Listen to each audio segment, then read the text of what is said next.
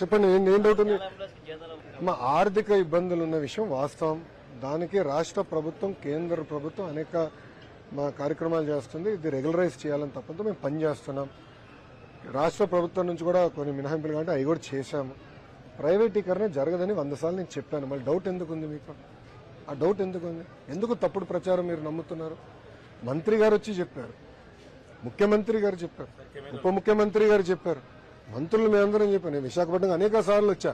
గత 6 నెలలు కనీసం 4-5 సార్లు వచ్చి ఉంటా విశాఖపట్నం. నేను చాలా క్లారిటీగా చెప్పాను. మళ్ళీ డౌట్ ఎందుకు? అంటే ప్రజలు కూడా దుష్ప్రచారం నమ్మకూడదు. ఫేక్ వాళ్ళు ఉంటారబ్బా, వాళ్ళకేం పనిపాటు ఉండదు. పూర్తిగా ఫేక్ న్యూస్ చేస్తారు. అదే ఫేక్ పార్టీ ఉంది, వైకాపా పార్టీ, వాళ్ళకి దుష్ప్రచారం చేస్తారు. వాళ్ళు ఉత్తరాంధ్రకి ఏం పీకారండి? 5 సంవత్సరాలు అడుగుతున్నా. కనీసం రైల్వే జోన్కి భూమి ఇవ్వలే వాళ్ళు. ఏం పీకారు? మళ్ళీ ఒక ఐటీ కంపెనీలు సరిగ్గా తీసుకురాలా. మేము తీసుకొచ్చాం టీసీఎస్. ఉన్న కంపెనీలు పోయినాయి, మేము తీసుకొచ్చాం టీసీఎస్. వాళ్ళు మెట్టెక్ జోన్ లో కంపెనీలు ఎంత ఇబ్బంది పెట్టారు? మెట్టెక్ జోన్ సీఈఓ జితేందర్ శర్మని ఎంత ఇబ్బంది పెట్టారు మీ అందరూ తెలుసు, మీడియా మిత్రులు అందరూ తెలుసు. ఇక్కడ మీరు కూడా పొరపాటున ఒక ఆర్టికల్ వేస్తే మీ పైన కూడా కేసులు పెట్టారు, మర్చిపోయారా?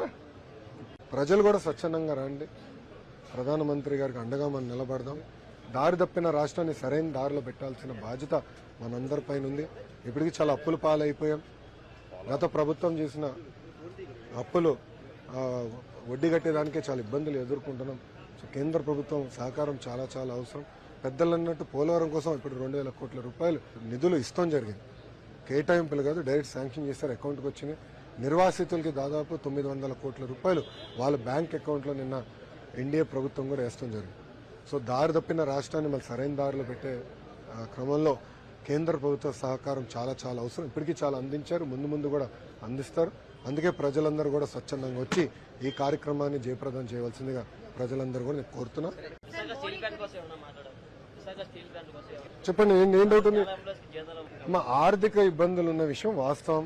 దానికి రాష్ట్ర ప్రభుత్వం, కేంద్ర ప్రభుత్వం అనేక మా కార్యక్రమాలు చేస్తుంది. ఇది రెగ్యులరైజ్ చేయాలని తప్పంతో మేము పనిచేస్తున్నాం. రాష్ట్ర ప్రభుత్వం నుంచి కూడా కొన్ని మినహాయింపులు కాబట్టి అవి కూడా చేశాము. ప్రైవేటీకరణ జరగదని 100 సార్లు నేను చెప్పాను. మళ్ళీ డౌట్ ఎందుకు ఉంది మీకు? ఆ డౌట్ ఎందుకు ఉంది? ఎందుకు తప్పుడు ప్రచారం మీరు నమ్ముతున్నారు?